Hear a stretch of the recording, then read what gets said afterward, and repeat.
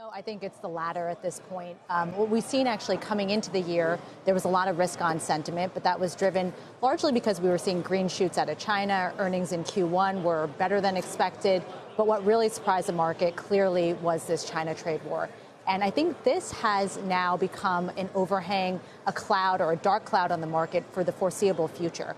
And it's interesting because we were used to seeing the U.S. dictate terms of this trade war, President Trump's tweets, et cetera. But what we're really seeing now is the Chinese and the Chinese media come out pretty strongly saying they're willing to be patient, they're willing to take a long march, President Xi indicating that they may have to start over. And so those rumors that perhaps they will wait out till the 2020 elections becoming more and more likely at this point. So I feel like this is a long road ahead of us, and I think the downside has not fully yet been priced in. Just to keep score, so we're down about 5% for the month of May, heading into the final day tomorrow.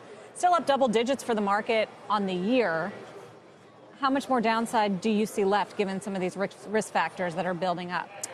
Well, it's interesting because the cyclical sectors have actually fallen much more than 5%, right? Some of them are down 15 to 20%. I mean, the semiconductors, for example, right, have been a disaster. Which have caught a little bit of a bid lately. Well, that's what's sort of interesting, right? So in the last couple of days, as the market's kind of been chopping around, it's been actually the more aggressive, cyclical, economically sensitive stocks that have actually stabilized and actually been a little bit better relative to defensives. We much want to see that for sure as leadership, but I just don't know how much in terms it has, in terms of legs that it has, because we really aren't going to get any kind of clarity, at the very least, until the G20.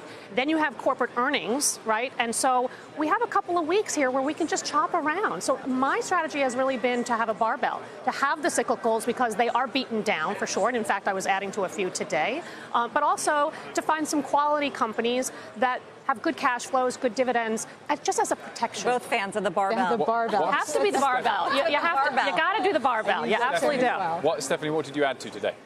So I added to Lam Research. I have been really a big fan there. I have a new name that we're going to talk about in a little bit.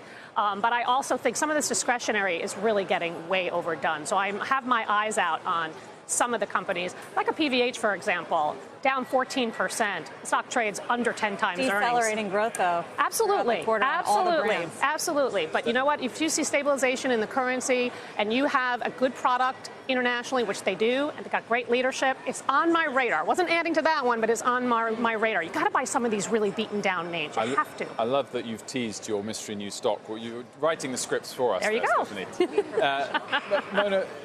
One place to have been in May and made gains was in the bond market. Yields lower, bond prices higher. What is that telling you about what bond market investors expect, and are they right? Yeah, I think the decline in yields we've seen really globally is one reflecting the outlook going forward. So I think, long-term bond yields are usually the outlook for growth and the outlook for inflation. And I think in the U.S. in particular, the outlook for growth has now softened a bit, and the outlook for inflation has been soft for some time. So I do think, U.S. bond yields also tend to be somewhat anchored by global rates, and we've seen a higher percentage of negative yielding global bond yields.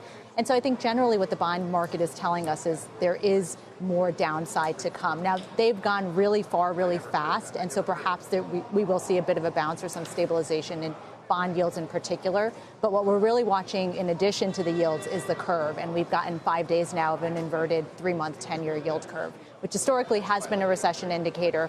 But, what we see is that there's a lag time between when the curve inverts and when we actually get that recession, on average about 14 months. So could be some time to come, but we're watching all these signals carefully.